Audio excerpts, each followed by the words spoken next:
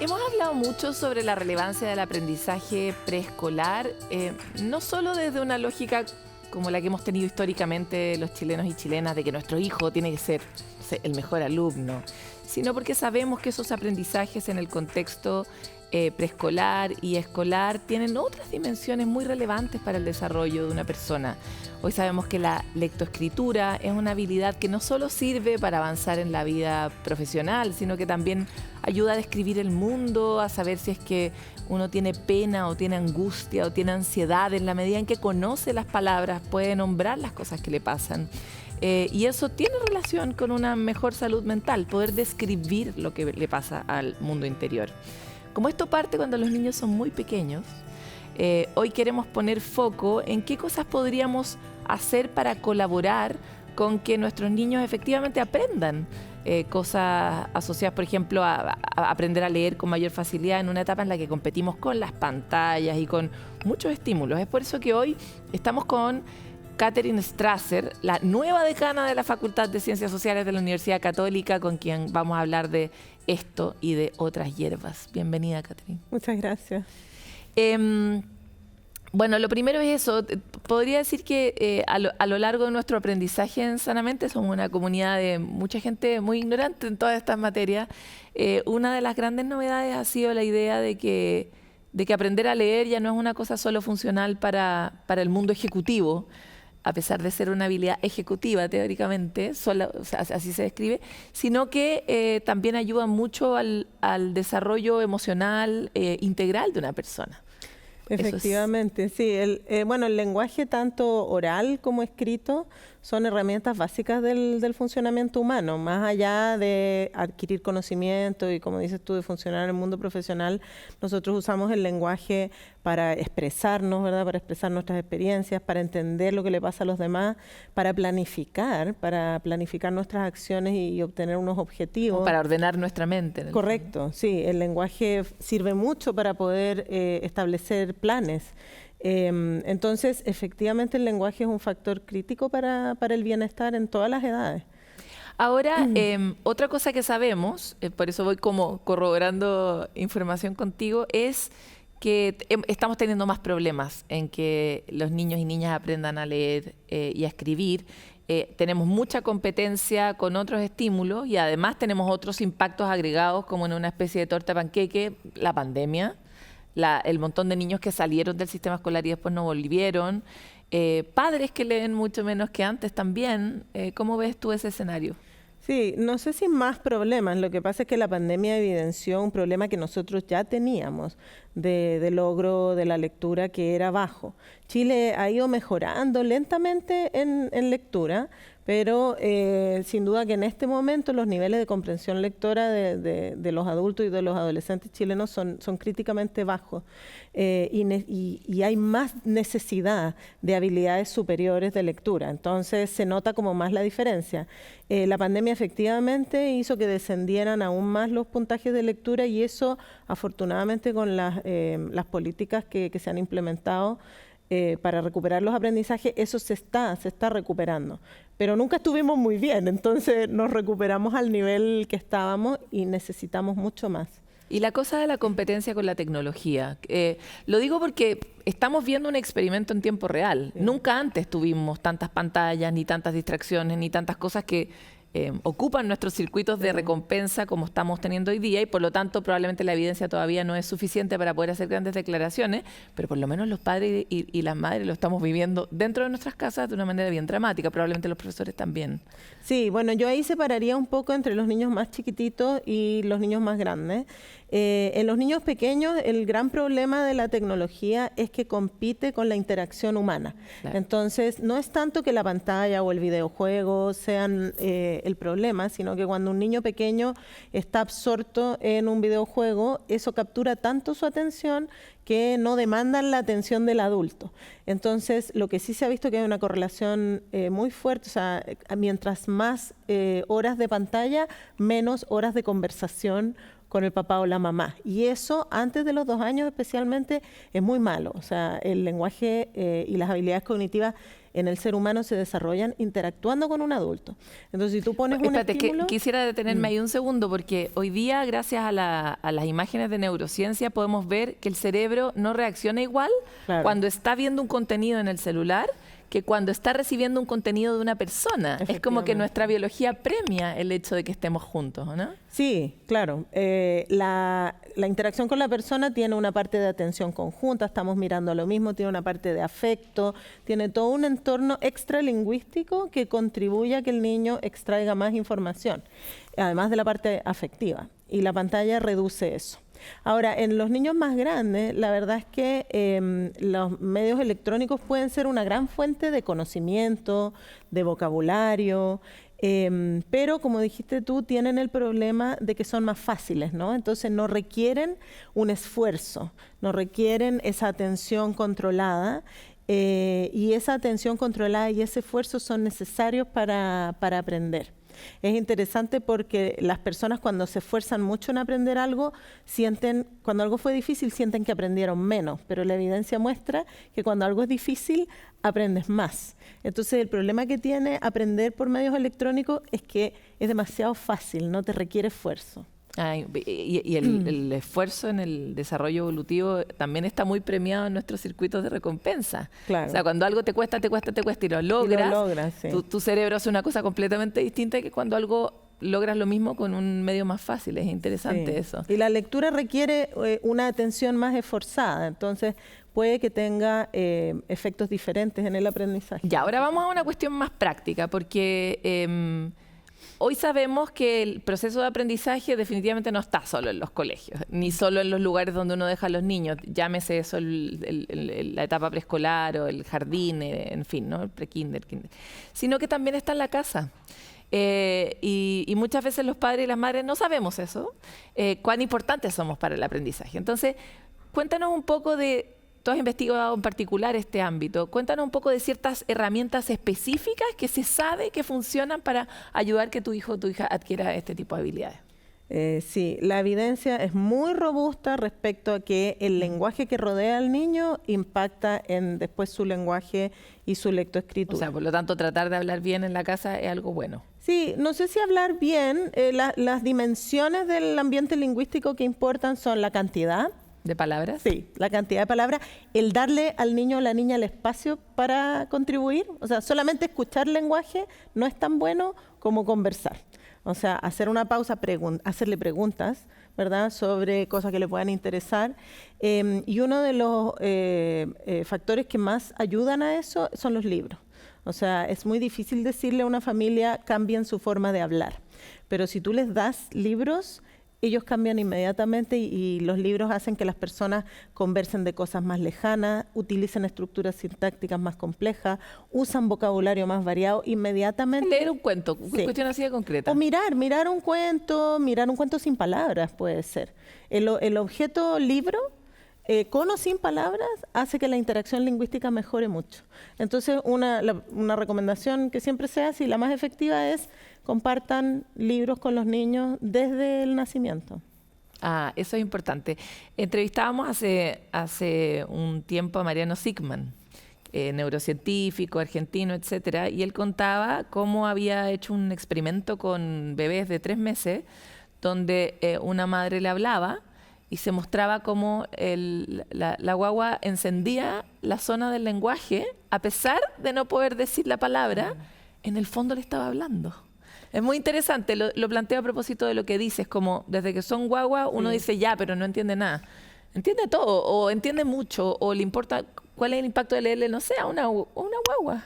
En el desarrollo cognitivo en general y del lenguaje en particular hay un tema acumulativo. La cantidad sí importa. Entonces, el niño necesita acumular, el niño o la niña, acumular muchos sonidos de palabras para hacer las operaciones estadísticas que el cerebro usa para comprender finalmente el lenguaje. Si ha escuchado muchas horas de lenguaje, es más fácil para el cerebro empezar a extraer los significados y después empezar a producir. Entonces, hay un tema de cantidad y hay un tema de calidad. Entonces, si tú te sientas con una guagua, con un libro, desde muy chiquitito, tu lenguaje va a ser más rico y esa guagua va a estar expuesta a mucho más lenguaje y va a tener esos materiales para poder hacer esos procesos.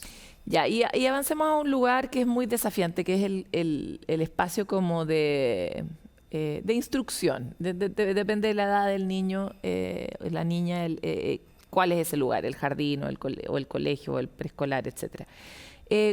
Algunas cosas que podrían ser herramientas muy concretas para colaborar en ese espacio, porque da la impresión de que los profesores están súper agobiados con la cantidad de tareas que tienen, con enfrentar los distintos desafíos de toda la transformación que estamos viviendo. Entonces, cosas que ustedes ya conocen respecto de lo mismo, que funcionan, que ayudan a que los niños se conecten.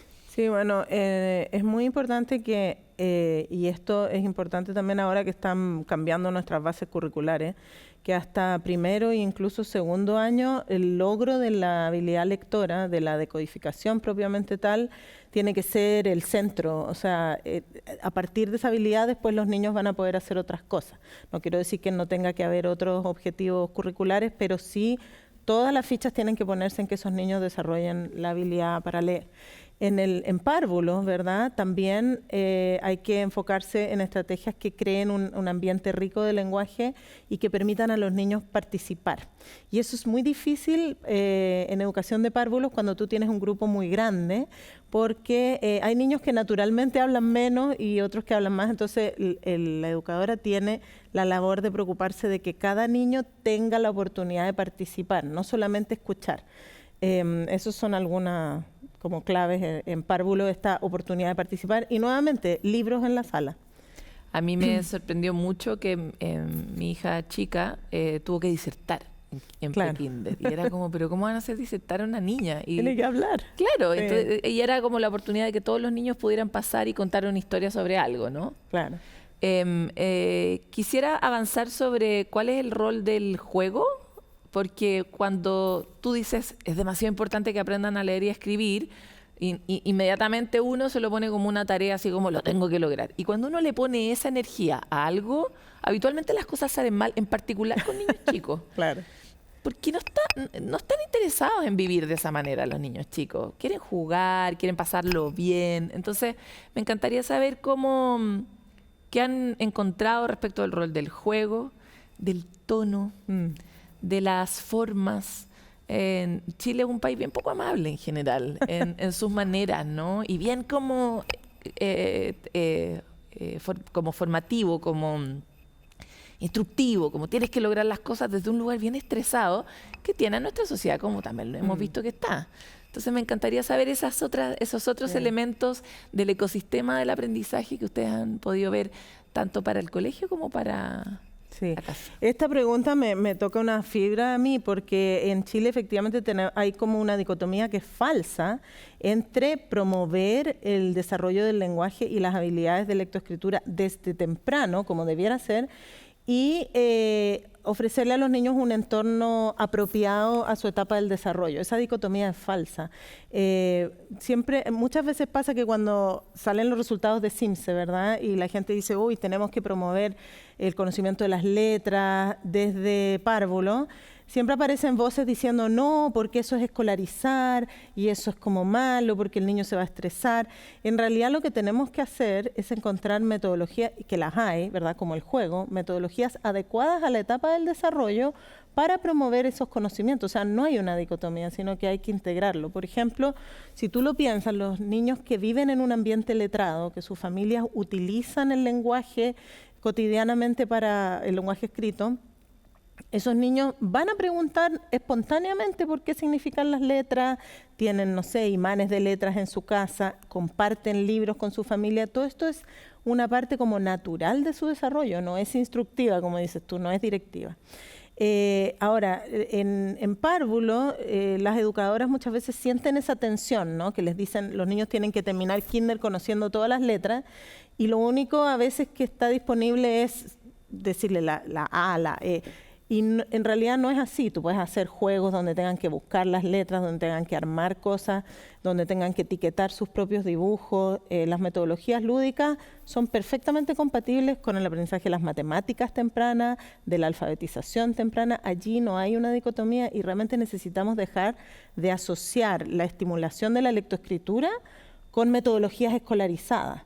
No, esa asociación no es necesaria.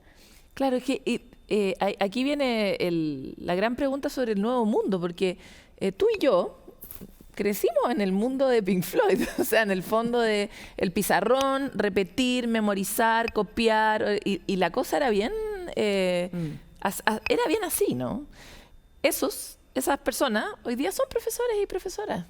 Y entonces, para este nuevo mundo, pareciera que tenemos que deshacer algo que está muy tallado en nosotros mismos. Entonces, efectivamente, esa dicotomía, después tú la ves cómo se mantiene en el resto del sistema escolar también, y también ves el impacto que eso tiene en los niños y niñas. Entonces, también me encantaría avanzar un poco en el mismo rol que tienes ahora. Estamos hoy en una sociedad que se está repensando porque necesita repensarse. O sea, la misma llegada de la inteligencia artificial, de la cantidad de tecnología, nos pone hoy a reflexionar sobre si ese era el camino correcto y sobre si ese es un camino viable para darle a los niños y niñas las habilidades que necesitan para el futuro. Entonces, quisiera saber cómo... Bueno, estos temas. Nuestro nuevo rector, en su discurso inaugural, él hizo hincapié en que aprender no significa, enseñar no significa transmitir conocimiento, sino crear oportunidades para que los estudiantes reflexionen sobre ese conocimiento y lo apliquen. Entonces, bueno, nosotros en la Universidad Católica tenemos un gran impulso a este tipo de metodología más activas, ¿verdad? Y en la escuela también tenemos que avanzar hacia el rol nuestro es ofrecer las oportunidades para que los estudiantes de cualquier edad interactúen de forma intensiva, ¿verdad?, atenta con los conocimientos y así los puedan ir internalizando.